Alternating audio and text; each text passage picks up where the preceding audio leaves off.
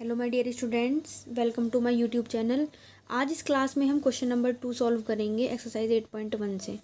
तो स्टूडेंट्स, आपके सामने क्या है, आपको डायगोनल्स ए स्क्वायर दिया हुआ है। एक स्क्वायर के अंदर ए सी और बी डी क्वेश्चन में गिवन है, ठीक है। और आपको ये बताना है कि इनके डायगोनल्स जो होते हैं ना, वो एक दूसरे को बाइसेक्ट करते हैं और 90 डिग्री के एंगल पे। अब बाइसेक्ट का मतलब होता क्या है, जैसे ये ए सी इस बी डी को बाइसेक्ट कर रहा है, ठीक है। तो इसके लिए हमें दिखाना होगा ओ बी और ओ डी इक्वल।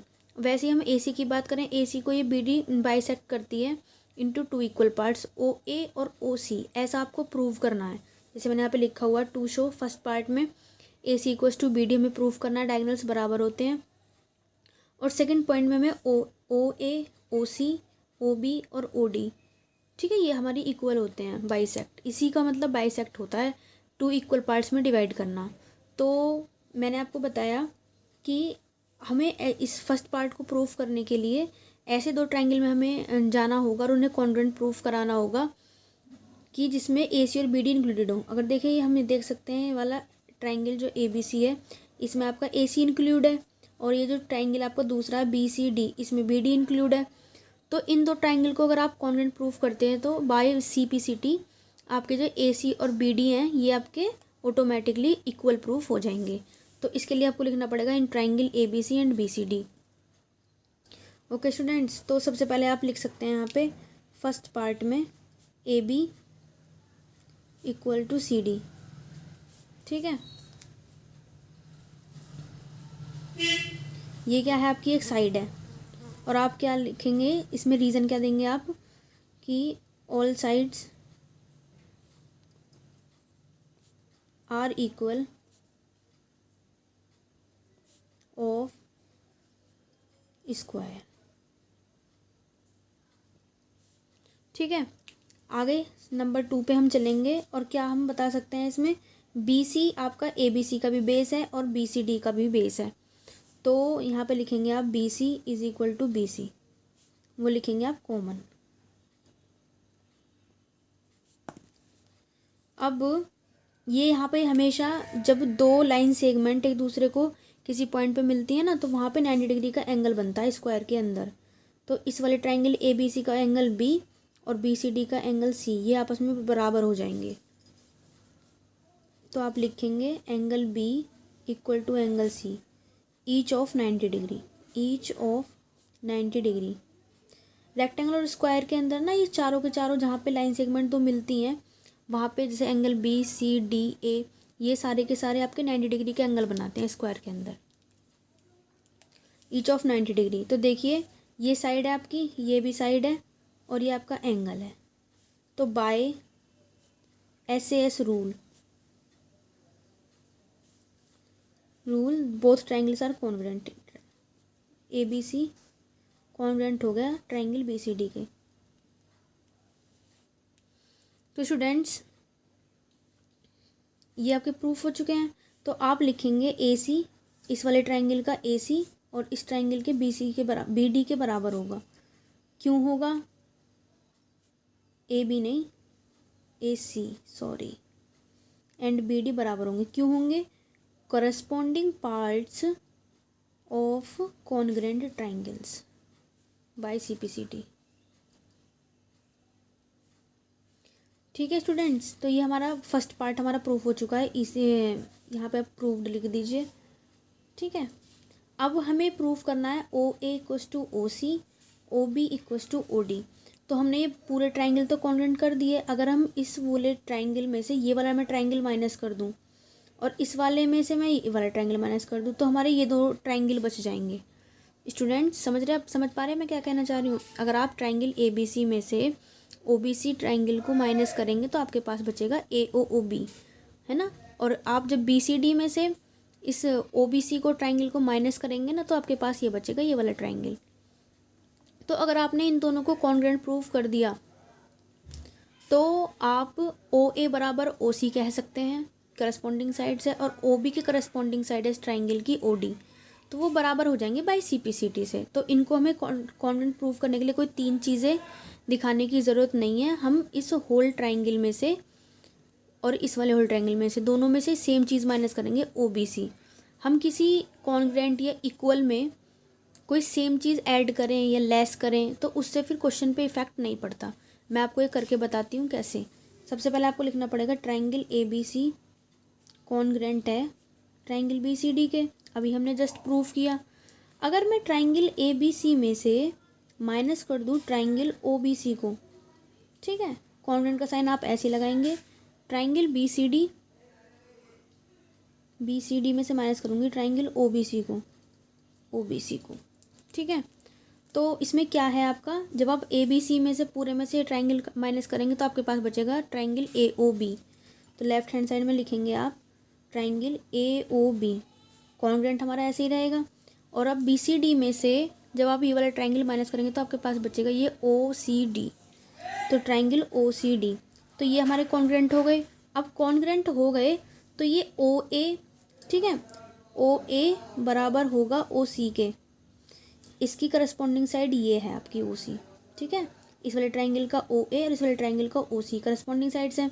इस वाले ट्रायंगल का OB और इस वाले ट्रायंगल का OD ये बराबर है, OB बराबर OD। तो आप इसमें रीजन में क्या लिखेंगे, by CPCT corresponding parts of congruent triangles.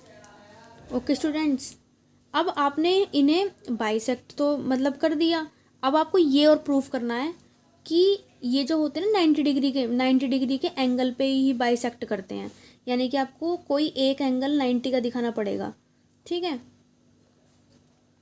अगर आप इन दोनों ट्रायंगल को कॉन्ग्रेंट प्रूफ कर दें, इसको और इसको, ठीक है, तो इन दोनों की CPCT के बाद ये दोनों एंगल जो हैं बराबर हो जाएंगे, ठीक है, CPCT से। अब दोनों का सम कितना होता है, 180 डिग्री होता है। तो इस तरीके से हम लेके चलेंगे। पहले मैं आपको करके बता देती हूँ, ठीक है। तो आप लिखेंगे इन ट्रायंगल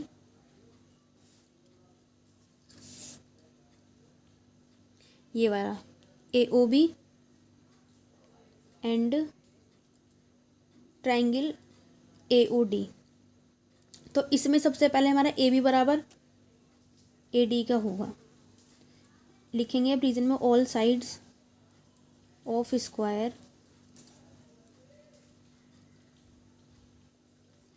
आर इक्वल।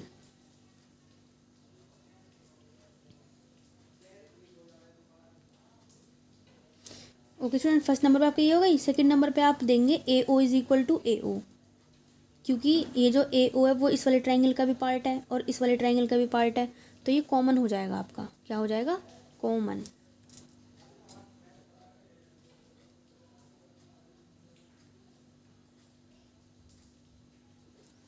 तो AO आप इस रीजन में देंगे कॉमन।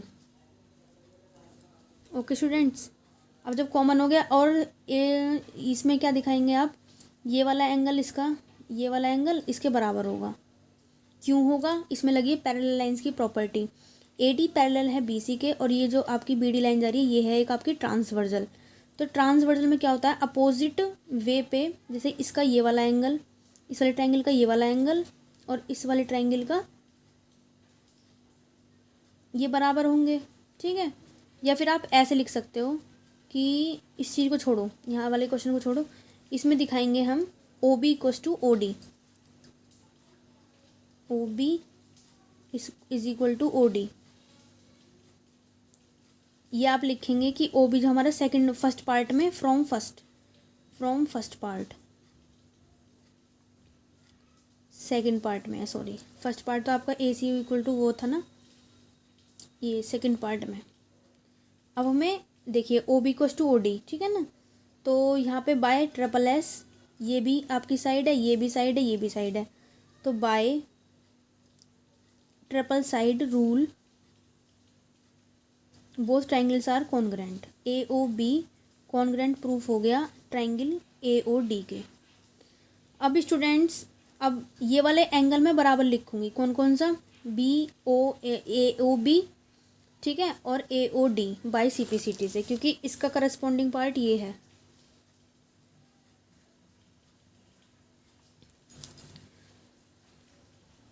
ठीक है स्टूडेंट्स, ये वाला इस वाले ट्रायंगल का ये वाला पार्ट, ये इस वाले ट्रायंगल का ये वाला एंगल एक दूसरे के बराबर हो जाएंगे बाय CPCT से। तो आप लिखेंगे एंगल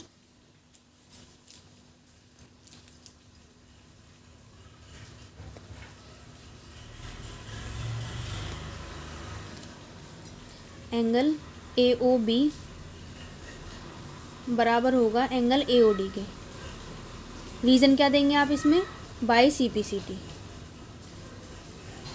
ठीक है, अब ये बराबर हो गए। अब ये दोनों एंगल मिलके इस ए डी लाइन पर, बी डी लाइन पर एक स्ट्रेट लाइन है ये, तो इनके ऊपर जो है दोनों एंगल मिलके लीनियर पेयर से आपके 180 डिग्री एंगल बना रहे हैं। ठीक है, अगर आप कोई एक एंगल भी प्रूव कर देंगे ना तो ऐसा प्रूव होगा। फिर 90 हमने इसको प्रूव कर दिया, इसके जस्ट सामने वाला 90 होगा। ठीक है, वर्टिकली अपोजिट एंगल वाली प्रॉपर्टी से अगर जितना ये होगा उतना ही ये होगा। ठीक है स्टूडेंट, चलो मैं आपको बता दी हूँ। एंगल ए ओ बी को मान लो आप 1 angle, angle A O D को मान लो 2 एंगल, इसको मान लीजिए आप 3 एंगल, इसको मान लीजिए आप 4 एंगल। ठीक है, तो ए ओ बी के प्लेस में 1 लिख देती हूँ और ए ओ डी के प्लेस पे 2, है ना। आ रही बात समझ में आपको? अब चलते हैं, फिर क्या करना था हमें? हाँ, इन दोनों का sum angle 1 plus angle 2 equals to ये 180 डिग्री का एंगल बना रहे हैं स्ट्रेट लाइन। आप लिखेंगे B D is a straight line, STRAIGHT, straight line. और स्ट्रेट लाइन पर हमेशा स्ट्रेट एंगल बनता है 180 डिग्री का। अब एंगल 1 के प्लेस पे आप एंगल 1 लिखें और एंगल 2 के प्लेस पे एंगल 1 लिख दें। आप 1 की जगह 2 भी पुट कर सकते हैं, बट मैंने 2 के प्लेस पे 1 ले लिया, तो यहाँ पे 180 डिग्री हो गया। तो ये डबल हो जाएंगे, 2 angle 1 equals to 180 degree, angle 1 equals to 180, यहाँ पे मल्टीप्लाई में जाकर डिवाइड में is equal to 90 degree. Angle 1 आपका प्रूफ हो गया 90 डिग्री का, एंगल 2 भी तो 90 डिग्री होगा। अब एंगल 2 बराबर है एंगल 3 के, तो ये भी 90 का होगा। और एंगल 1 बराबर है एंगल 4 के, तो ये भी 90 डिग्री का होगा। तो हमारे सारे यहाँ पे एंगल 1 और बराबर angle 2 equal to angle 3 equal to angle 4, ये चारों ही 90 डिग्री के आपके प्रूव हो गए। हमसे यही कहा था कि इस ट्रायंगल के अंदर जो मतलब ये जो बाइसेक्ट करते हैं दूसरे को 90 डिग्री के एंगल पे करते हैं, तो ऐसा हम दिखा चुके हैं, हैंस प्रूव्ड। हमने सबसे फर्स्ट पार्ट में पूछा था ए सी और बी डी को, वो हमने प्रूव कर दिया है यहाँ पे। ठीक है, और फिर हमने ओ ए और ओ सी बाइसेक्ट वाली चीज़ हमने दिखा दी।